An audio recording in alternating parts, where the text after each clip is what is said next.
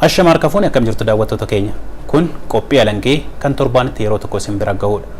Qophiin alangee keenya kan guyyaa har'aa dhimma qorannoo yakka malaamaltummaa irratti kan xiyyeeffatu marii kanaaf jechuudha.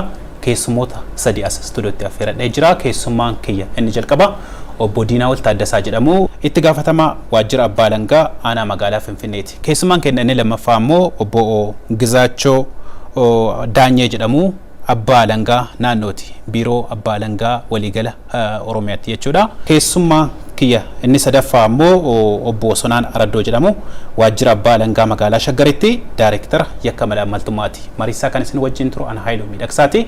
Hanga xumura marii keenyatti nu faana turaan affeerraa keenya.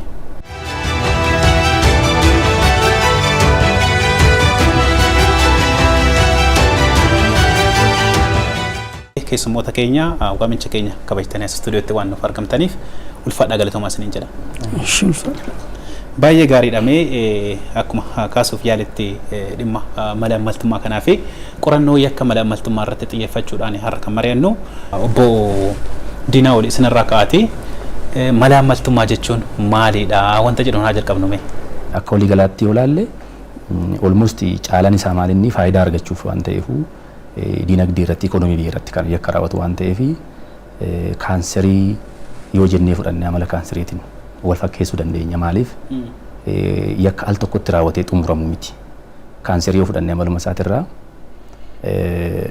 gogaa namaa ta'uu yookaan lafee namaa ta'uu qaama namaa bakka qabe adeemsa keessa nyaataa dhoraa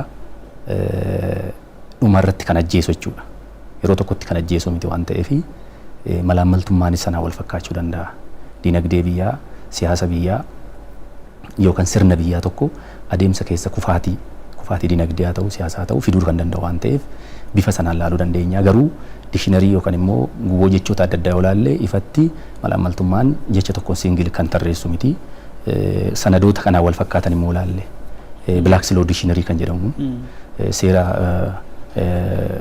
dhimmoota seeraa kan hiiku jechoota seeraa kan hiiku Black Law Dictionary kan jedhu sanarratti hin tarreessa jechuudha. Innis amanamummaa itti gaafatamummaa kenname cabsuu jedhee kaa'a.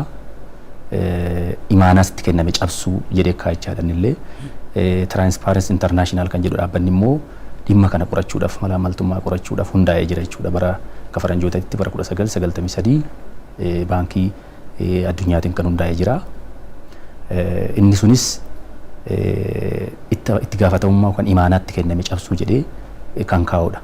Inni biroo yeroo dhiyoo keessa United Nation mootummoonni gamtooman korraapshinii yookaan immoo malaamaltummaa ilaalchisee waliigaltee sanadatu tokko jira. Isarrattis immoo tokko tokkoon tarreesse malee ifatti malaamaltummaan jechi kun diffaayin jedheen keenya jechuudha. Malaamaltummaan gochoota akkasii kana fakkaatan yoo raawwatame malaamaltummaadha jechuu dandeenya jedhee kan gamtaa Afrikaa soo fudhanne jechuudha.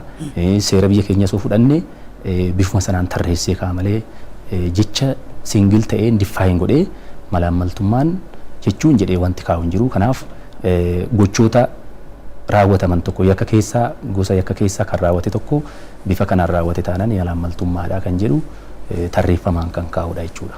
Baay'ee gaariidha. Obbo Gizaachoo maalummaa yookaan hiikoo yakka malaamaltummaa kana obbo Diinaawol sirriitti nu hiikanii jiru jedheeti yaada.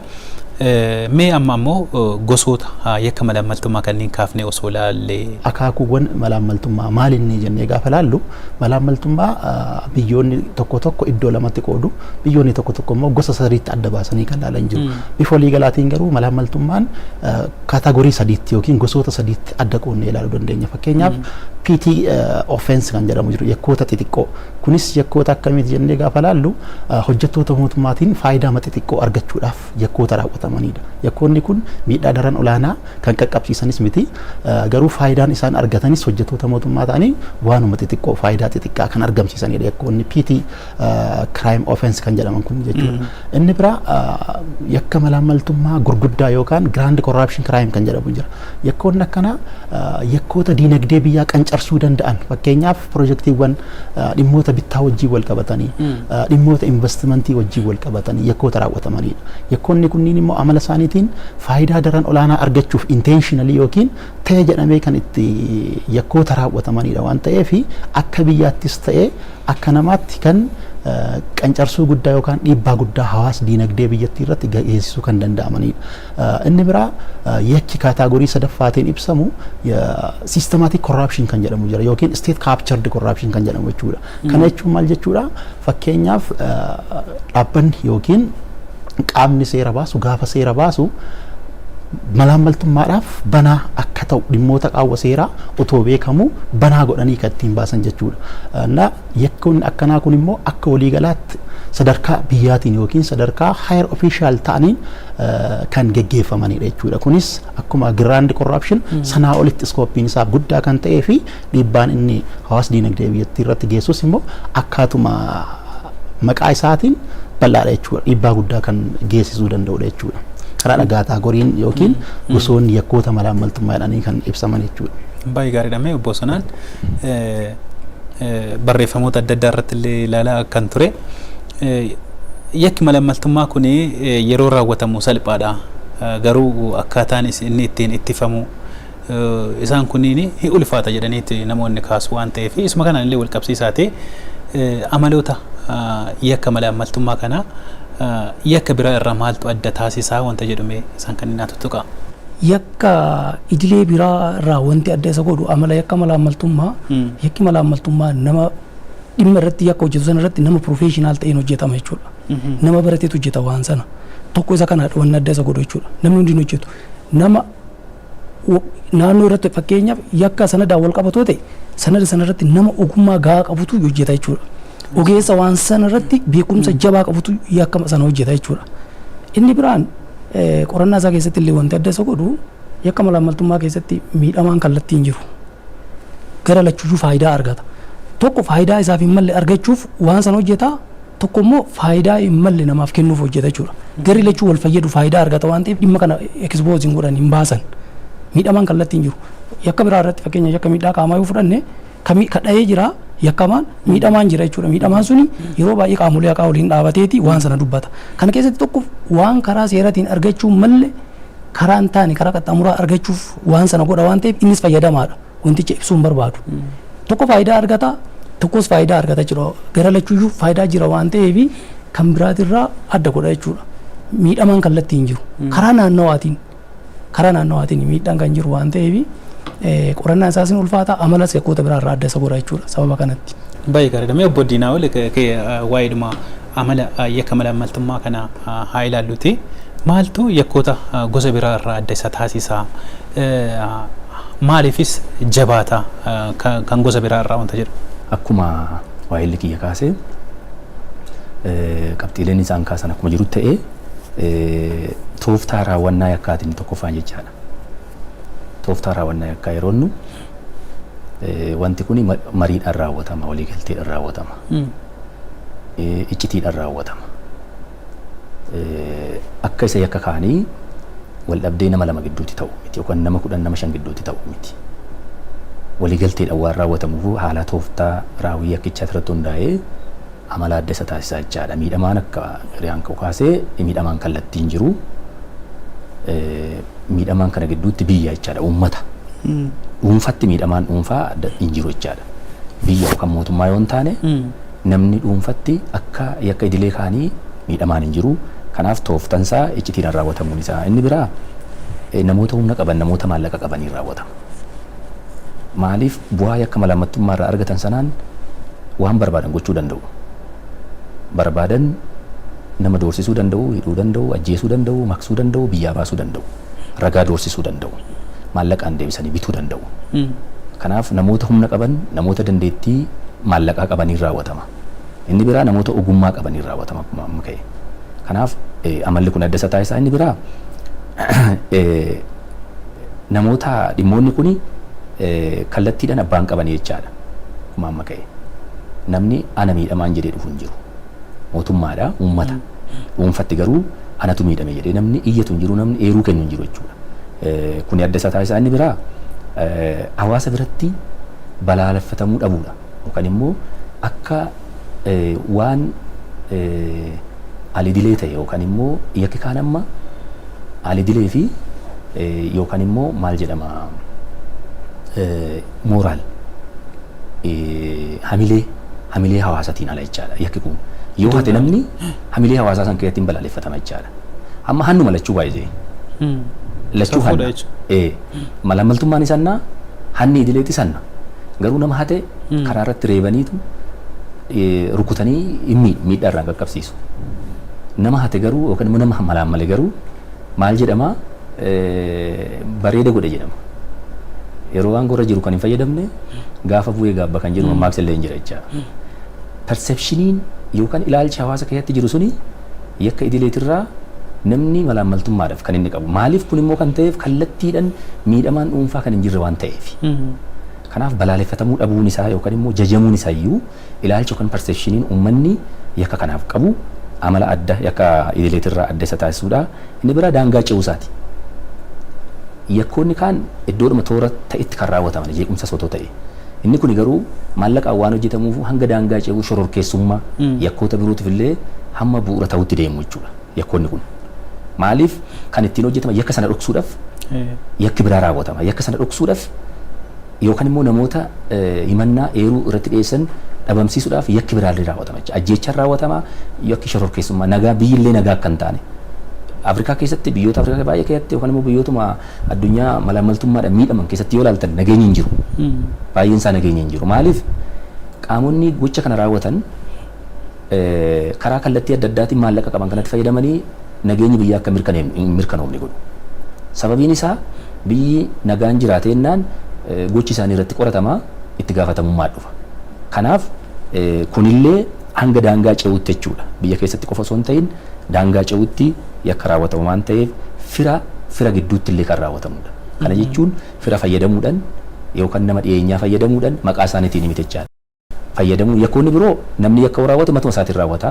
hirmaata yakkaa kan gara biraa akkuma jirutti ta'e garuu kunneen immoo maallaqa kana maksuudhaaf haa ta'u maallaqa argame maksuudhaaf harka nama biraatiin hojjetama jechaadha kuni amala adda isa godhaa inni biraa namni yakka malaammaltummaa raawwate yakka idilee keessatti amma namni yakka raawwate yoo to'atamee miliqee qaama seeraa aangoo qabuun to'atamee yoo miliqee itti gaafatamummaa yakkaa dhufa yakka malaammaltummaa keessatti garuu odeeffannoo barbaadamuu isaa qabu yoo qabaatee dhaga'ee bade yakka kanaan shakkamee kan barbaadamu ta'uu isaa odeeffannoo qabaatee yoo bade barbaadamee xalayaan isa qaqqabu duwwaa miti yookaan xalayaan qaqqabee xalayaan isa qaqqabu baatu garuu akka yakka kanaan barbaadamaa jiru odeeffannoo qabaatee yoo badee dabalataan yakka idilee kanarratti gaafa kan to'atametti yeroo to'atametti yakka idilee kana yakka malaammaltummaa kanaan cinaatti akka miliquutti lakkaawamee gaafatama kuni adda isa godha jechuudha yakka idileetirraa yakki malaammaltummaa maaliif bifa kanaan kan tumame yoo jedhame kaayyoon isaa maa inni namni itti gaafatamummaa yakka malaammaltummaa jala akka miliqneef seera cimsuuf natti fakkaata yakka idilee jalatti qaama aangoo qabuun hangan to'atamnetti beektee miliqxe jechuudhaan itti gaafatamummaan hin jiru malaammaltummaa keessatti garuu odeeffannoo yoo qabaate yoo miliqe barbaadamuusaa dabalataan himatamee adabama jechuudha.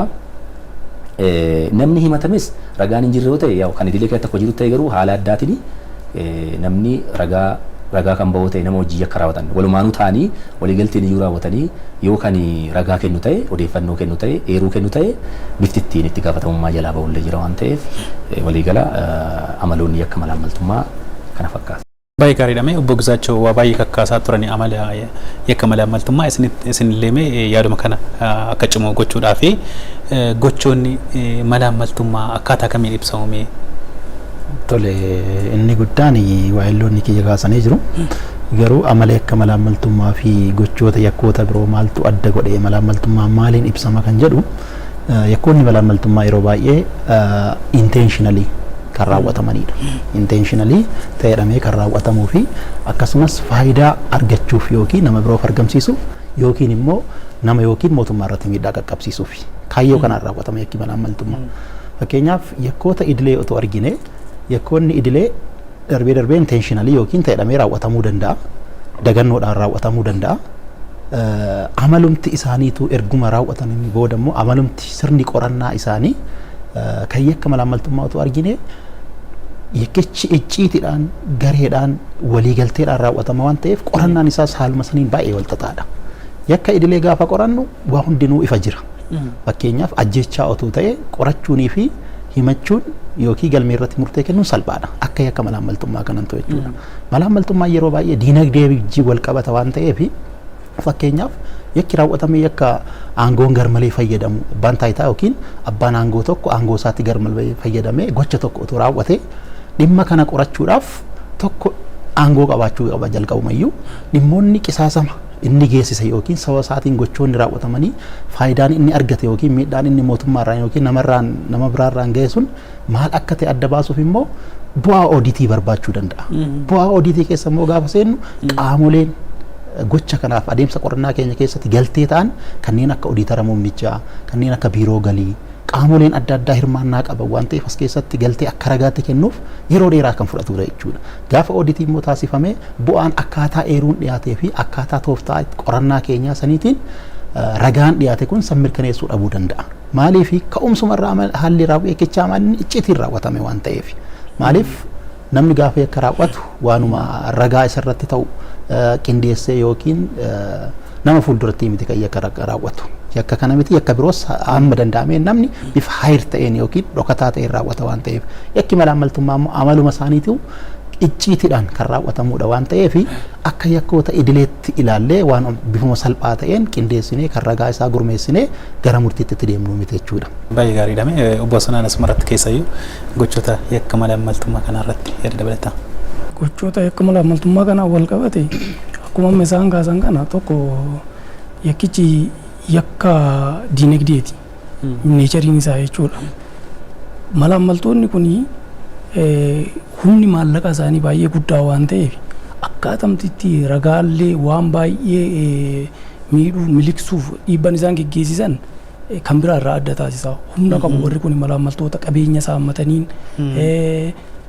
hawaasuma keessatti illee ulfaatinni yakka malaammaltummaa jedhu kuni dhiibbaa fiduu danda'uutiin namoonni ragaa ba'anis wantooti naannoo kana jiran xiqqoo walxaxaa taasisa jechuudha. Isa kana ta'eet yakki malaammaltummaa adeemsi qorannaa isaanii amma akka isaan jedhan kana sanada fa'aa yoo wal qabate sanadni kun immoo fooreensikii fa'aa barbaada ittiin adda baasuuf wal fakkeessanii waan hojjetan kana sanada fooreensikii kana adda baasuu inni kun immoo iyyuu seentariin itti qoratamu iddoo tokko waan ta'eef inni kun yeroo fudhachuu sanadoonni kun immoo afaan biraa afaan garaagaraatiin illee waan hojjetamanii fi isaan kun hiikkan isaanii kun yeroo dheeraa fudhata jechuudha. Akka yakkoota kaawwanii yakka sanada wanti xiqqishu yeroo gabaabaa keessatti hiikkamee dhumu miti. Kanaaf qorannaan isaa yeroo tokko tokko bakka kanarraa ka'ee bakka biraa dhaqa jechuudha. Maallaqni fudhamu kun amma keessattuu akkaataa amma jiru kanaatiin as taa'eeti bakkitee biraatti dabarsa waan ta'eef daddabarsi maallaqaa wal keessa xaxaataa jechuudha. Manii laawundar godha waan argatu kana hoosii barbaade biyya alaatti erguu danda'a biyya alaarraa as deebisuu danda'a dhoksuuf jechuudha. Qabeenya kan akka ittiin baramne dhoksuuf wantoota baay'ee godha jechuudha. Jalqabaatti yaadee godhe waan ta'eef yoo irratti barame maal akka gochuu qabu so gaafa qaamni qorannaa asiin deemu innis waan sana dhoksuuf wantoota baay'ee godha jijjiiruu maal gochuu garas naannessuu kanaaf kana ari'anii dhaqqabuu irratti yeroo fudhata jechuudha kun immoo adda isa taasisa jechuudha. Baay'ee gaariidha. Obbo Diinaawwan akkuma beekamu biyya keenya keessatti seeronni yakka malaammaltummaa ittisuudhaaf ba'an jiru akkasumas dhaabbileen malaammaltummaa ittisuudhaaf jiran sadarkaalee adda addaatti jiru sadarkaa mootummaa federaalatti sadarkaa naannoottis akkasumas sadarkaa gadittis jiru waan ta'eef dhaabbileen kunniin seeronni yakka malaammaltummaa ittisuuf ba'an kunniin hammam tokko bu'aa fidanii jiru jijjiirama akkamii argisiisanii jiru yeroon illee dheerateera waan ta'eef. Yakki kun yakka daangaa ce'ee jenneerra yakka naannoo tokkotti yookaan biyya tokkotti duwwaa raawwatamu miti. Kanaaf ka'umsa biyya keenyatii fi waliigalteewwan idil addunyaatti ta'an konvenshinii against corruption kan jedhu United Nation yookaan immoo mootummaa gamtoomaniitiin bara 2003 yookaan immoo keenyan 96 jechaadha. Akkasumas kan Afrikaatiin bara akka keenyatti 1997 yookaan 2003 kan tumame jechaadha. Na biyyi keenyas tokkoffaa kaka'umsa mataa ishiitiin duwwaa odoo hin ta'in waliigalteewwan kana keessatti waan hirmaatteef keessoo bara 2003 akka faranjootaatti jooyin waan gooteef sanada kana seera biyya ishii keessatti hammachiistee tumuun dirqama ta'ee argame jechaadha. Na sababa kanaaf koodii bara 1996 ba'ee seera akka keenya keessatti illee hammatamee ture. Yakki malaammaltummaa toora keewwata 402 jalqabee hanga keewwata 431tti kan jiran tokko tokkoon hammatamanii argamu jechuudha. Yakki malaammaltummaa hiikoo sarara jalqabee tarreeffamaan jalqabee kaa'ee jira. Yaa kallattiidhaan hiikoo yeroo hin jedhu define kallattiidhaan define gochuus baatu gochoonni kuni tarreessee kaa'ee jira jechaadha. Haa ta'u malee amala jijjiiramummaa akkuma dura kaasnee amaloota yakka malaammaltummaa keessaa tokko jijjiiramuu isaati. Yerootti teekinooloojii wajjiniin haala tooftaa raawwii isaatirraa kan ka'e jijjiiramaa waan deemuuf labsii mataasaa danda'u hundeessuun. Lammata immoo seeronni kuni amala jijjiiramaa isaan irraa kan ka'e labsii adda addaa seektaroota toora adda addaa irratti faffaca'anii argaman galiiwwan seektaroota mootummaa biroo keessatti labsiiwwan faffaca'amanii argaman kuni bifa faffaca'aa ta'e waan jiraniif tokkoffaa walitti qindeessuudhaaf kurfeessuudhaaf lammata immoo fooyyessuudhaaf illee amma seera akka koodii guddaa bara 1996 kun koodii guddaadha koodii yakkaati isa salphaatti fooyyessuun ulfaataa ta'a jechaadha.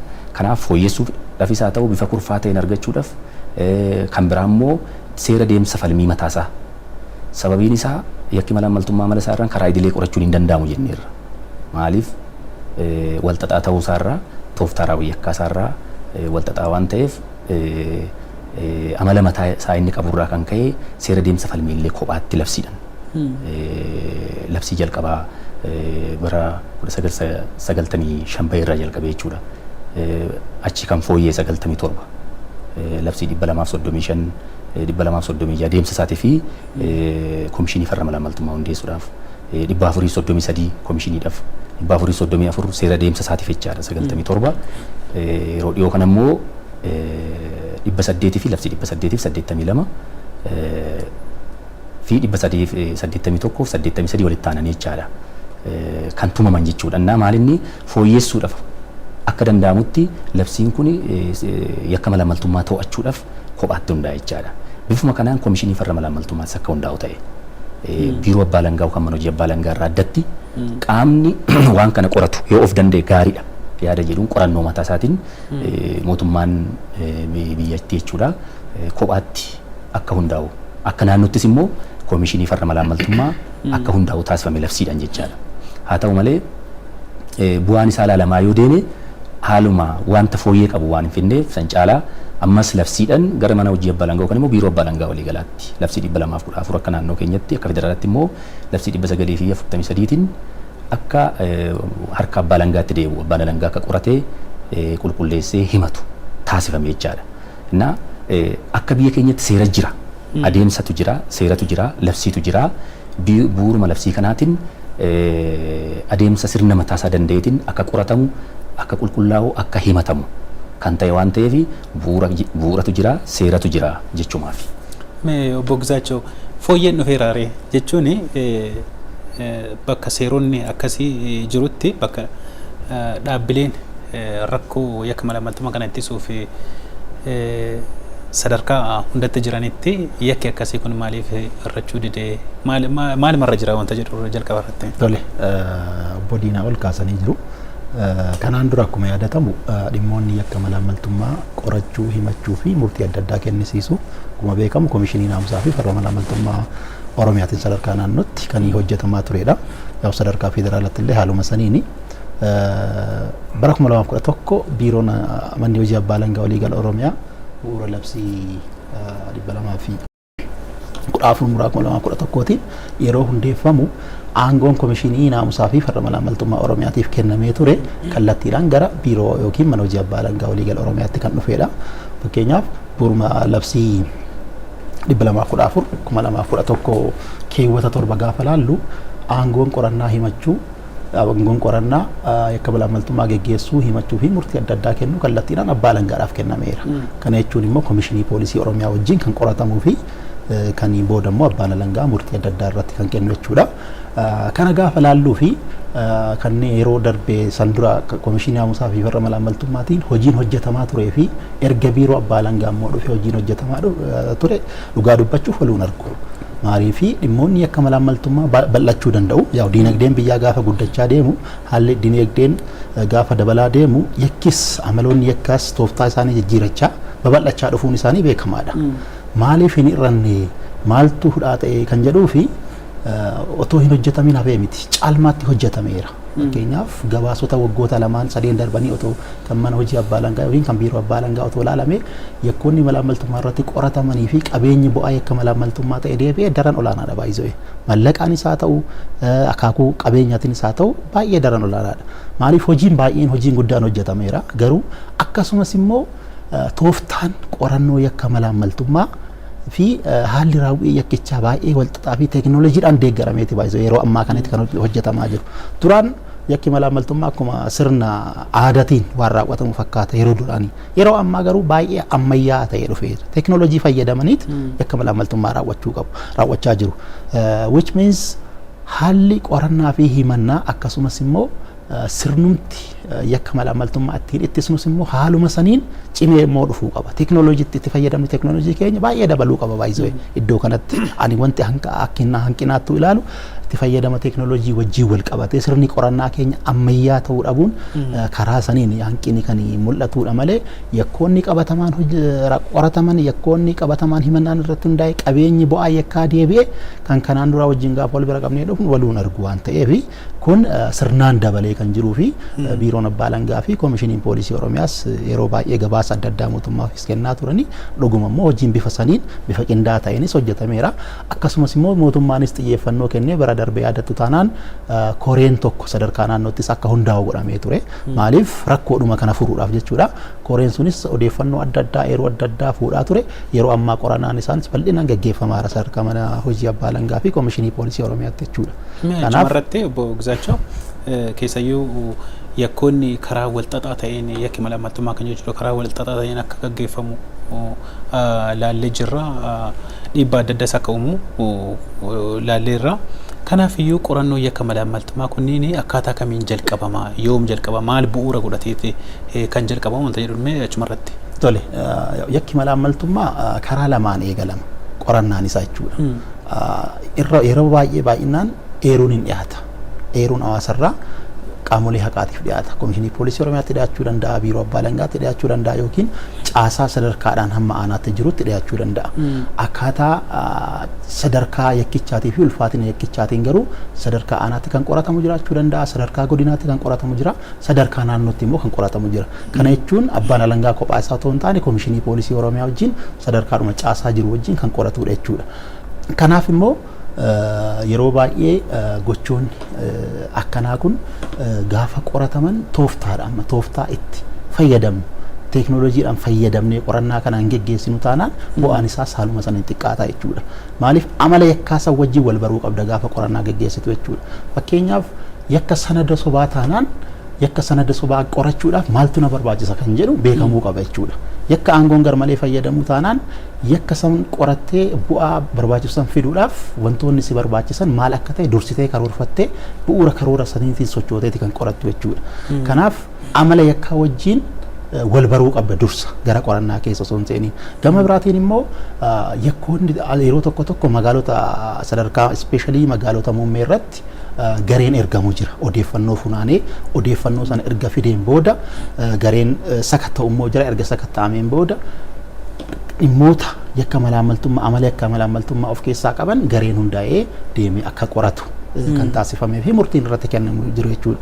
Malee yeroo hunda qaamni eeruu kennu hanga dhufutti waan biiroo taa'amee eegamu otoo hin taane biiroonis koomishiniinis waliin ta'ee sakatta'ee magaalota adda addaa irra deemee iddoo shakkii qabutti iddoo hawaasarraa karaa adda addaatiin hawaasni kallattiidhaan dhufee eeruu kennuu dhabuu danda'a.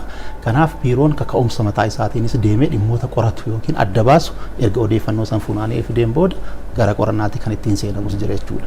Baay'ee gaariidha obbo Sanaan keessayyuu qorannoon yakka malaammaltummaa kun yeroo jalqabutti akkuma obbo Gizaachoon kaasanii odeeffannoo walitti sassaabuudhaan kan jalqabu jira. Karaa eeruutiin yommuu dhufullee akkaataan qorannoo yakka malaammaltummaa kun jalqaba jedhanii jiru. Keessayyuu waa'ee yeroo eeruu dhufu kana eegumsa akkamiittu warra eeruu kennuuf kennamaa isaan wal qabsiisaatii mee akkuma qabatamatti qorannoon isaa qorannoo yakka malaammaltummaa kun maal fakkaata wanta jedhu. Tole jalqaba qorannoo yakka malaammaltummaatiin wal qabate hojiin hagammaa hojjete mee baay'ee boonsaa ta'uu isaati. Yaa akkuma beekamu teekinooloojiin haguma babal'achaa deemu yakkoonni hojjetanillee daran karaa teknooloojiitiin ta'uu danda'u jechuudha. Haalli yeroos haala mijataa uumuu danda'a. Kanaan wal qabatee wantoonni dhimmicha wal xaxaa goosisan jiru jechuudha. Qorannoo yakka malaammaltummaa keessatti xiyyeeffannaan inni guddaan nama yakka malaammaltummaa sana hojjete seeratti dhiyeessanii isa adabsiisuu caalaa kan barsiisuu fi kan hawaasallee gocha balaa kanarraa akka isaan of qusatan taasisu qabeenya malaammalaa walitti sassaabbate kana deebisiisuu yoo danda'amedha jechuudha. Kanarratti biiroon abbaa alangaa waliigalaa keessaa waggoota lamaan darban kana keessatti tarsimoo haaraa qabatee xiyyeeffannaa jalqaba gaafa eeruun dhuferra qabeenya malaammalaan sun qabate bakka inni itti argamu gamoo konkolaataa lafas haa ta'u qabeenya karaa seeraan alaatiin fudhate kana isarratti xiyyeeffannaan kennamee hojjetamaa jira jechuudha. Namni yakka malaammaltummaa hojjetee karaa seeraan alaatiin qabeenya isaa fi malle kuufate kuni adabsiisnee mana sirreessaa seenee gaafa achii bahees deebi'ee qabeenya kana fayyadamoo ta'e hawaasni sirraan baratu inni sin miidhamu.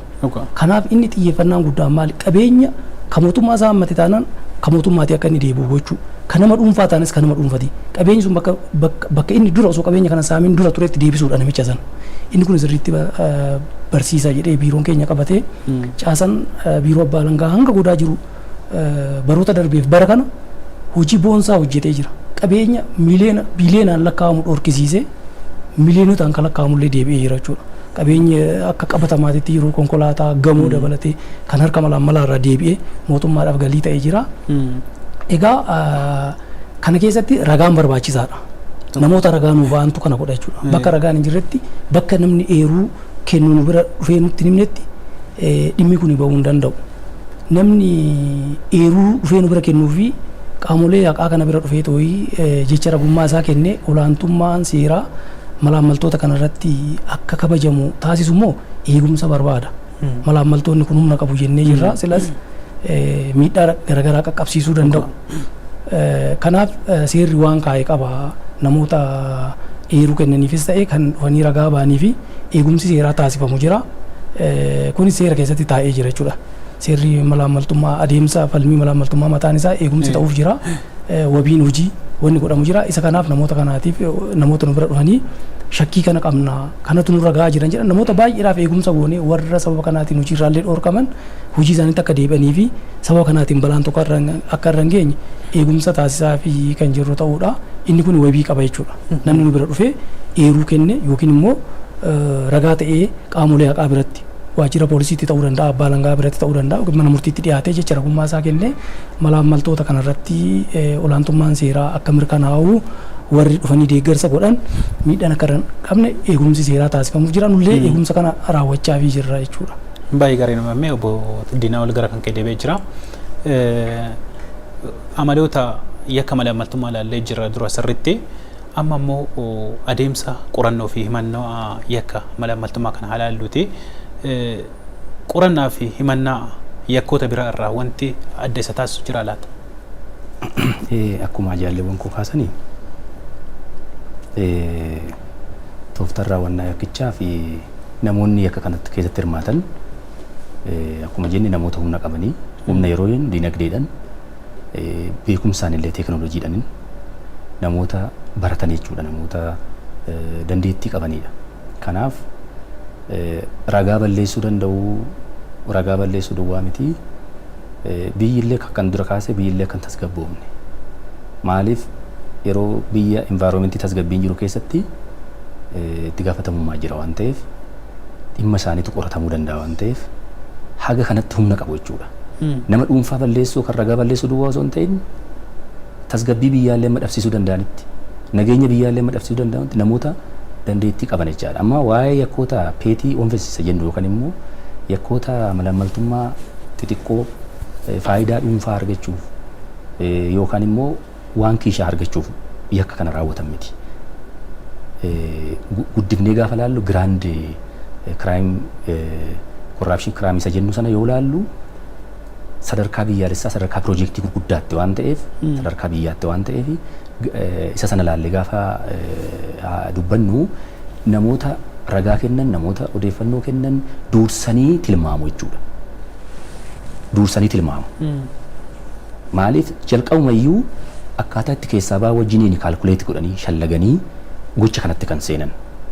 Yoo kun nu mudate bifa kanaan baanaa kan jedhu tooftaa raawwannaa duwwaa odoo hin ta'in taateewwan san booddee dhufan bu'aawwan san booddee dhufan illee akkaataa itti kallattii jijjiiruu danda'an namoota dandeettii kana qabanidha waan ta'eef akkamitti qorannaa akkamitti mannaa akkamitti adabsiisnani jedhu akkuma amaloota isaa kanarraa ka'uudhaan seerri deemsa falmiillee mataa isaatti tumamee jiru jechuudha.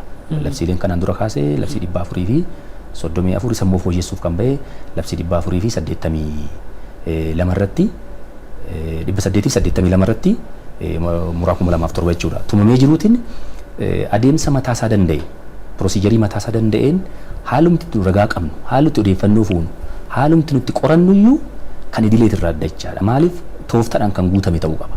Teekinooloojiitti kan gargaarame ta'uu qaba.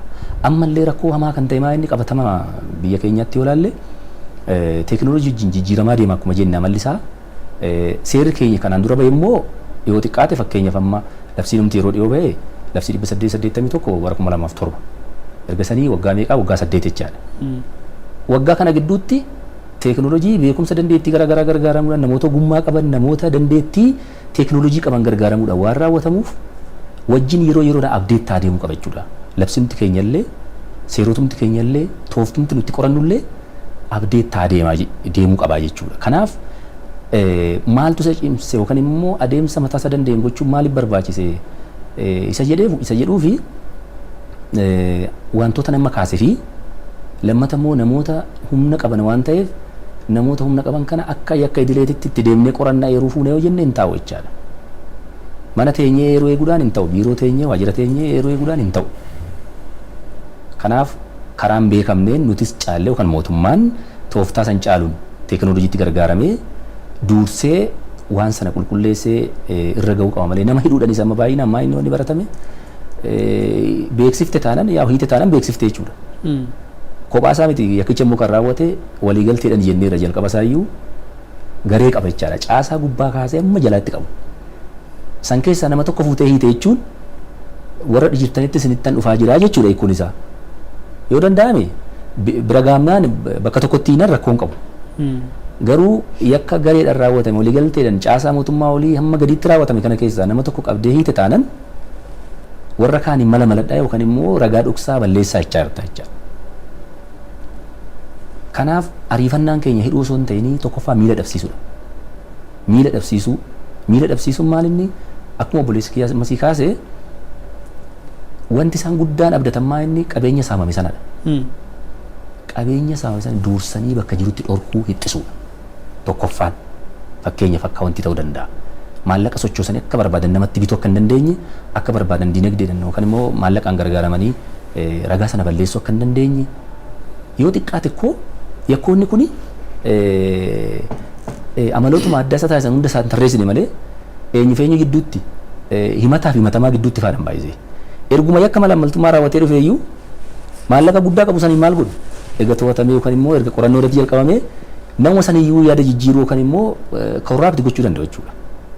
Namuma himatu nama murtii kennus abbaa seeraa fi malaamalaa gidduutti ta'uu danda'a.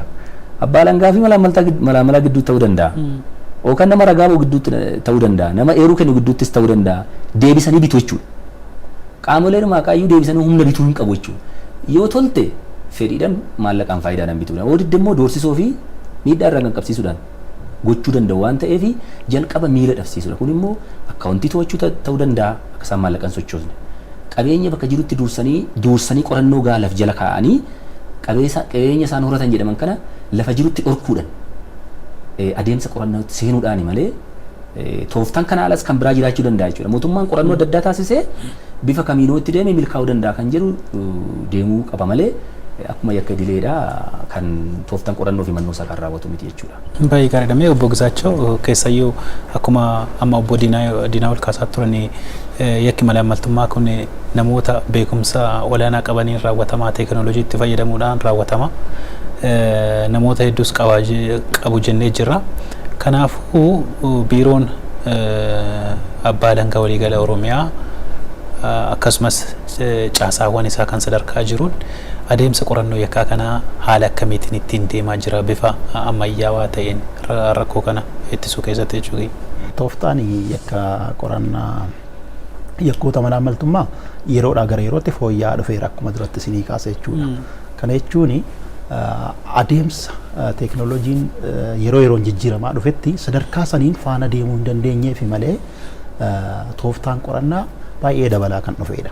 Fakkeenyaaf duraan qorannaan immoo gaggeeffamu battalatti namni hidhamuu danda'a. Battalatti mana murtii ga'ee adabamuu danda'a. Garuu amma kan hojjechaa jirru sanii miti. Eeroon dhimma yakka malaamaltummaa irratti dhiyaate taanaan gareen qophaa'ee gaafa qorannaaf gadi bobba'u dhimma malaamaltummaa sin qorata, dhimma qabeenyaa sin qorata. Wal faanatti qoratama jechuudha. Yookaan otoo qorannaa isaallee dhiisa wayya waan ta'eef.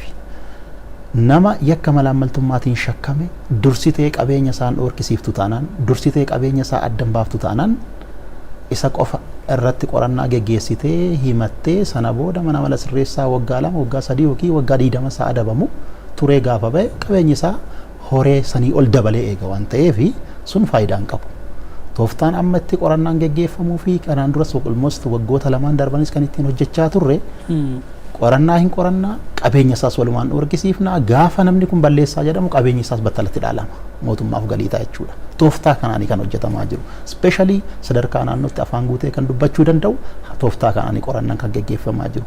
Kun immoo hubannoon caasaa sadarkaa mana hojii godinaattis magaalota sadarkaa aanaattis darbeera tooftaan qorannaa kun waan ta'eef bifa kanaan amma waggaa bara 2015 keessatti qabeenyi bu'aa yakka malaamaltummaa ta'ee dhaalamee mootummaadhaaf gale qabeenya guddaadha dhugaa dubbachuudhaaf ilaalamuus danda'a waan ta'eef konkolaataa jechuu dandeenya gamoo qarshii kaashii qabeenya kana kan gashuu dandeenye maaliif dursinee waan dhoorkisiifneef gaafa qorannaa eegallu qabeenya kana battalatti dhoorkisiifna yoo namni kun qulqulluu ta'e yoo bilisa ta'e deebi'aaf qabeenya baay'isawee sababni dhaalamuuf hin jiru waan ta'eef garuu namni kun shakkamaa ta'e maannoo yakkamaa ta'e murtii mana murtiitiin murtiin irratti kenname taanaan qabeenyi immoo bu'aa yakka saniitiin argame gaafa isa jalaa fudhattu namni irraa bara namni adabame kunis immoo gaafa mana amala sirreessaatii adabbii isaa xumuree ba'e yakkoota akkasii keessatti deebi'ee kan hin hirmaanne ta'a jechuudha.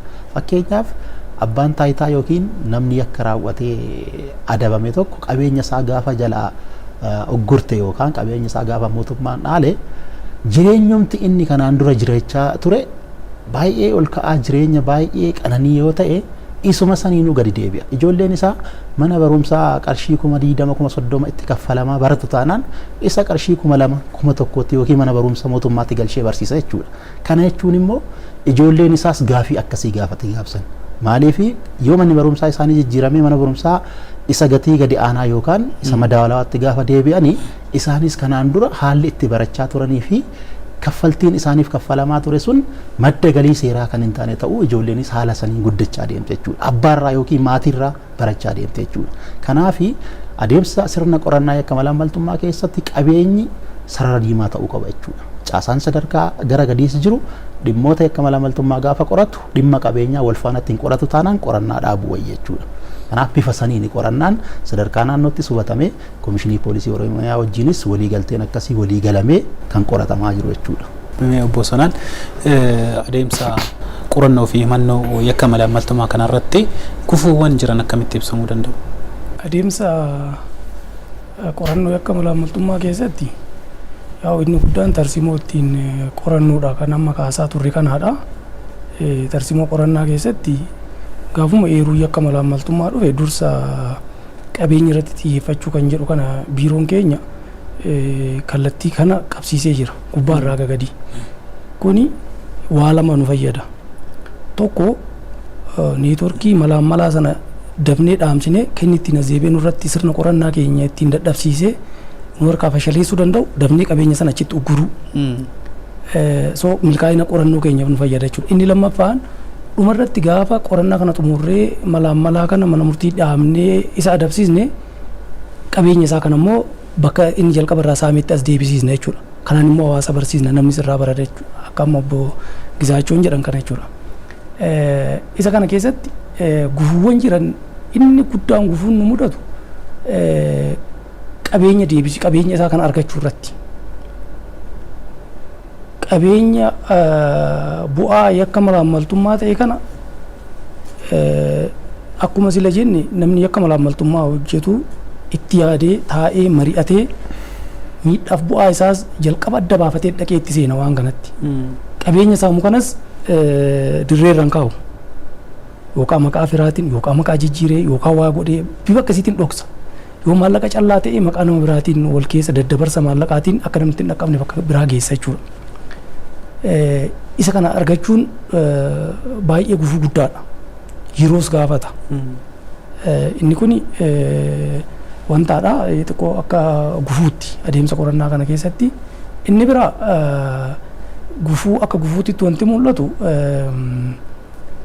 ilaalcha hawaasa keessa jiru. Amma ilaalcha hawaasa keessa jiru kan amma jalqaba irratti obbo Diinaa ol kaasaa turan suni namni malaammaltummaa maqaa isaatu malaammaltummaadha malee hattuu jechuudha. Hattuu nama waan isaan mallee hattuu jechuudha. Yookaan aangoo yookaan imaanaa isaa kennan faayidaa dhuunfaa isaatti nama jijjiirratu jechuudha. Inni kun hawaasa keessatti akka hattuu sanatti jibbamuu dhabu hawaasnis waan kanarratti baay'ee si waliin dhaabatu akka yakka biraatitti. Maaliif miidhamaa kallattiin qabu jennee jirra. Fakkeenyaaf amma namni waan keenya akka walootti waliin qabnu irratti hanga dubbatu ka dhuunfaa isaatiif dubbatu wal qixa miti. Malaammaltummaan kun yookaan qabeenya waloo keenya irratti kan raawwatu. Namni qabeenya walootti baay'een dubbatu ka dhuunfaa isaa irratti dubbata jechuudha. Ka dhuunfaa isaa kallattiidha. Fakkeenyaaf yeroo tokko tokko inni nda'u malaammaltummaa qaamolee haqaa biratti raawwatan kun yeroo baay'ee ol ka'a. Maaliif kallattiidhaan namicha dhuunfaa sana birarraa waan dhufuufi. Namichi kiisha isaa keessaa kallattiidhaan fidee haqa sana bitachuudhaan dhufee kenna waan ta'eef yoo wanni sun hin taaneef ni iyya. Kallattiidhaan namicha sana waan tuquuf jedhu kiisa isaa. Inni piroojeektii yookiin qabeenya uummataa yookiin lafti kun qabeenya waloo uummataati. Isa irratti karaa naannawaatiin miidhamna nuti. Yookaan diinagdee biyyaatu miidhama, sirna biyyaatu miidhama, kallattiidhaan miidhamna waan ta'eef alkallattii kana irratti namni baay'ee hin dubbatu, namni baay'ee illee si bira hin gahu. Namni tokko gaafa malaammalee qabeenya uummataa saamu kana kallattiidhaan waan isan tuqneef baay'ee dhimmamee dhufee waan sana kennu irratti xiqqoo kaka'umsa hin qabu ilaalcha hawaasa keessa jiru. Hawaasni keenya dammaqee malaammaltummaa kana sadarkaa balaaleffachuu irratti hin geenye iddoo tokko tokkotti akka waan nama gaarii nama wannaa godhate yeroo aangoorra jiru nama qaroomee nama waa fayyadamuu beeku bifa sanaatti waan laaluuf nama qabsaa'ee illee jibbuun waan jiruuf nama dhugaaf yeroo mara dhugaaf dhaabatu illee ofirraa baasuu waan jiruuf inni kun adeemsa qorannaa keessatti gufuudha. Inni biraa akkaatamti yakki malaammaltummaa ittiin raawwatu mataan isaa baay'ee wal xaxaadha. Teknooloojiidhaan wal qabataa tokkommoo bakkitee tokko miti naannoo tokko naannoo biraatti wal qabata. Ibin biyyallee daangaas ce'a jechuudha. Akkuma jalqaba kaasaa turre kana amaloota isaa kanarratti hundaa'ee amaloonni isaa kun bakka tokkotti kan dhaabatu miti asii naannoo biraas fidaa achii as deebi'aa garas gaggaragalcha waan ta'eef isa kana qoratanii seeratti dhiyeessuu keessatti dhiibbaa guddaa fida jechuudha. Haa ta'u garuu ejjennoo amma jiruun waggoota 2-3 darban kana keessa akkaataa hojii raawwii hojii keenyaa yeroo laallu qabeenyi gurguddaan gamoowwan konkolaataan akka amma sila kaasaa turre kana hojiin milkaa'ina qabu mul'achaa jira. Kutannoo mootummaan gama kanaan qabus baay'ee gaariidha. Bakkitee qaamolee sirna haqaa yookiin qaamolee haqaa kanaatiin uffifamuu hin dandeenyettis mootummaan xiyyeeffannaa kennee bifa koreetiinis koree gubbaa gadi jiru ijaaree akkaataan isaan deeggarsa. Maaliif koreen kunii sosochii dambalii uummataa uumaadhaan hawaasa yakka malaammaltummaa kana jibbu uumanii uummanni eeruu kennuuf garanatti akka dhufu. Malaammaltummaan kun hawaasa keessatti akka jibbamu hojii hubannoo kennuu akkasiisan hojjetu waan ta'eef tooftaa kanaatiin namoonni baay'een gara keenyatti dhufanii akkaataan eeruun itti dhiyaachaa jiru waan jiruuf adeemsa keessa gufuuwwan kunis dhabamaa deema yaada jedhutu jira. Yakka malaammaltummaa kana ittisuudhaa fi maal irratti xiyyeeffannoodhaan hojjetamuu qaba. Kana keessatti keessayyuu gaheen qaamolee haqaa kan jennu maal hojjechuu qabu wanta jedhame. Eenyurraa maaltu eegama dhimmoota yakka malaammaltummaa ittisuu keessatti adeemsa qorannaa keessatti adeemsa himannaa keessatti maaltu eegama qaamolee haqaarraa kan jedhu ispeeshaalii qaamoleen haqaa akkuma beekamu keessattuu biiroon abbaa alangaa waliigala Oromiyaa fi koomishiniin poolisii Oromiyaa dhimmoota yakka malaammaltummaa qorachuu fi abbaan alangaa immoo murtii adda addaa galmee irratti kennuudhaan yaa maandeetii seeraan kennameefidha.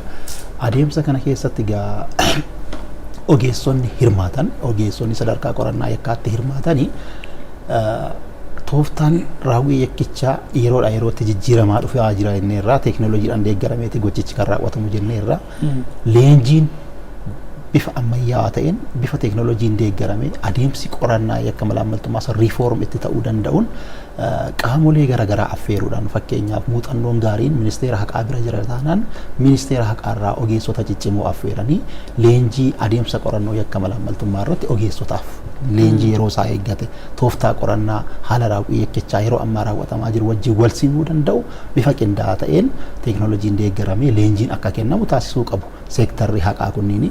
Gama biraatiin immoo yakkoota malaammaltummaa ittisuu fi akkasumas qorachuu himachuu keessatti erga gahumsa akkasii horataniin booda dhimmoonni loojistikii jiru baay'ee yeroo baay'ee kan hudhaayyuu ta'uu danda'an amma diina olfaantiin kaasuu jedheen kan yaade kan eegaa ture loojistikiin hin jiru taanaan qorannaa yakka malaammaltummaa hojjetamuu hin danda'u. Ani fakkeenyaaf abbaa langaa ta'ee qorannaadhaaf gaafa gara magaalaa tokkootti yookiin iddoo tokko ta'e deemu anuma mataa kiyyayyuu eegumsi na barbaachisa. Eegamuu qaba anumtiyyuu maaliif eeruun dhiyaateeti yakka malaammaltummaa qorachuuf deema. Anumti eegumsa hin qabu taanaan anumti immoo loojistikii gahaatiin deeggaramee dhimma kana hin qoradhu taanaan anumtuu karaa adda addaatiin biyaasdi ta'uu danda'a jechuudha. Kanaaf mootummaan dhimmoota akkanaa irratti immoo xiyyeeffannaa gochuu qaba. Wantoonni jijjiiramaa dhufan jiru garuu ammas gahaa miti. Kunniin fooyya'uu qabu. Gufuudha baay'isee kunniin. Maaliif loojistikiin gahaan siin dhiyaanne taanaan gama biraatiin dhimmichi akka qorattu hin barbaadamne fa'aa ta'uu danda'a. Hin beekamu sun kaayyoon duubaan jiru. Maaliif yakka kana kan raawwatu akkuma jedhame namoota humna gurguddaa qabanidha yookiin namoota aangoo qabanidha. Nama tokkoonii miti gareedhaan raawwatamaa caasaa adda addaatiin raawwatamaa. Kanaaf gareen qorannaadhaaf ergamu yeroo hundayyuu eegumsa argachuu qaba. Loojistikaan deeggaramee qorannaa isaa erga qorate immoo bu'aa isaa irraa eeguu qaba hooggansa jechuudha akka hooggansaatti. Kanaafuu qaamoleen haqaa yeroo hundayyuu aktiif ta'anii staandi baay ta'anii qophaa'uu qabu jechuudha. Asumaan immoo dhimmoonni yakka malaammaltummaatiin qorataman waan qaama tokkoon qofa hojjetamu miti. Qaamolee haqaa qofa jennee waan guduunfinu miti. Qaamoleen haqaa qorachuu danda'u. Fakkeenyaaf abbaan alangaa fi poolisiin galmee qoratu taanaan yakka malaammaltummaa qoratu taanaan ragaa kan kennu qaama biraati. Ragaa kan kennu oditara muummichaa ta'uu danda'a, biiroo lafaa ta'uu danda'a, akkaataa dhimmaatiin seektarri dhimmichi ilaallatu deeggarsa akkasii kennuu qaba. Which means qaamoleen kunniin qaamoleen isaan ilaallatu kunniin yeroo kamittuu abbaan alangaa ragaa adda addaa gaafachuu danda'a, xiinxala ogummaa gaafachuu danda'a. Yeroo gabaabaa keessattii fi bifa qulqullina qabuun bifa dhimmicha irratti murtii kennisiisuu danda'uun haala iftoomina qabuun otoo ragaa san kennanii asumaan dhaamsa kiyyas dabarsuu fi barbaadeeti. Wanti ta'uu qabu adeemsa qorannoo yakkaa kana keessatti inni tokko yaa'u dhimma qorannaa keessatti qindoominni barbaachisaadha. Qaamoleen haqaa dhimma kanarratti hojjennu nuti qindoomni hojjechaa irra koomishinii poolisii Oromiyaa biiroo abbaa alangaa caasan isaa hanga gadiitti waliin hojjechaa jira. Akka amma sila jedhe kana qaamolee kana loojistikii fi leenjii adda addaatiin ga'oomsuu teekinooloojii ammayyaa akka fayyadaman sadarkaa yakki raawwachaa jiru kanaatiin hidhannoon qorattootaa fi abbootii alangaa kanaas hanga sanaatiin gama teekinooloojiitiin akka ta'uu qabu ammayyaa'uu qaba jechuudha. Inni kun ta'uu qaba. Inni kaan hawaasni dammaqinaan dhimma kanarratti balaaleffachuu qaba. Malaammaltummaan gufuu sirnaa daranyoo sombaati daranyoo diinagdeeti. Hawaasni waan kana jibbuu qaba. Akkuma hattuutitti waan kana balaaleffachuu qaba.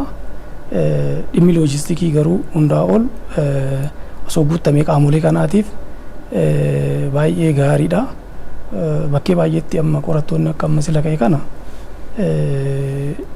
luka isaaniitiin deemaniiti yakkoota akkanaa kana qulqulleessaa jiru. Yakkichi amala isaatiin yakka nama malaa qabeenya kuufateeti.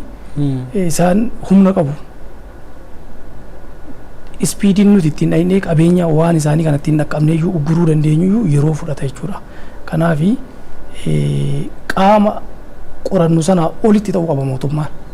Qaama yakka hojjetee qoratumtu mootummaa bakka buunee qorannaa qaama shakkamaa sana gadi ta'uu qabu humni keenya jechuudha. Karaa teekinooloojiitiinis karaa loojistikiitiinis muuxannoonnis jechuudha.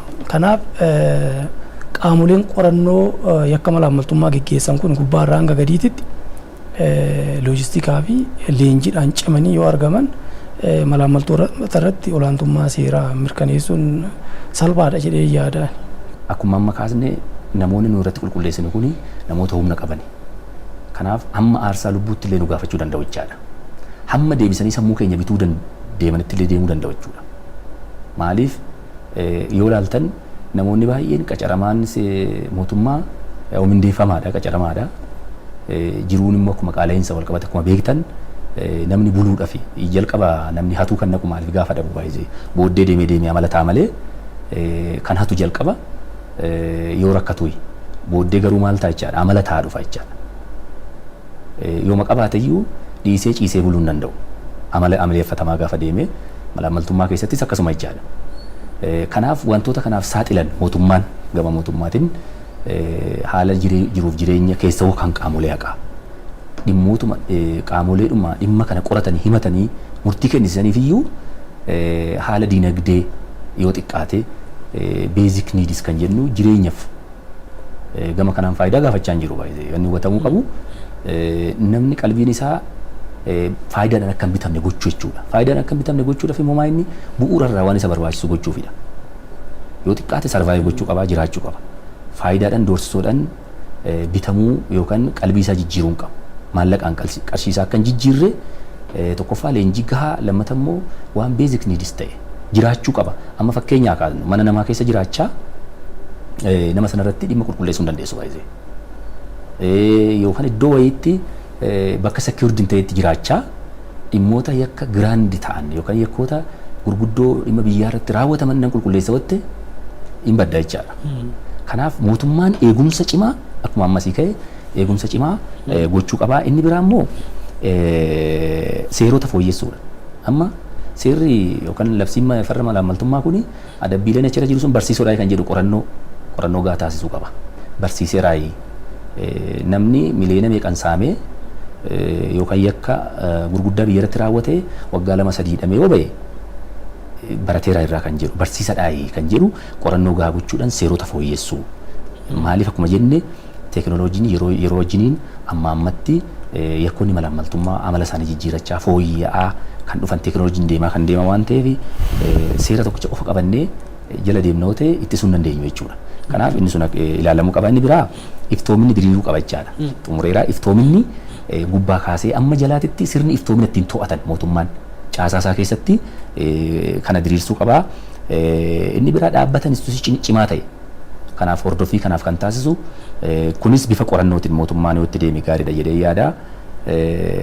Inni guddaan fi xiyyeeffannoon kennamuu qabu immoo akkuma kanaan dura kaasne kaayyoo guddaan yookaan immoo xiyyeeffannoo guddaan nama hidhuu adabuu osoo hin ta'in qabeenya farra malaammaltummaa gocha malaammaltummaatiin horatame kana deebisuu miila hidhuu jechuudha. Harka hidhuun dura miila hidhuu.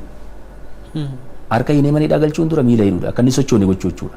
Yoo kana goone to'achuu dandeenya jechuudha. Maaliif dhiibbaa inni karaa naannawaatiin deebisee nurraan ga'ullee hambisuu dandeenya. Qabeenya galmeessisuu labsiin qabeenya galmeessuu jira.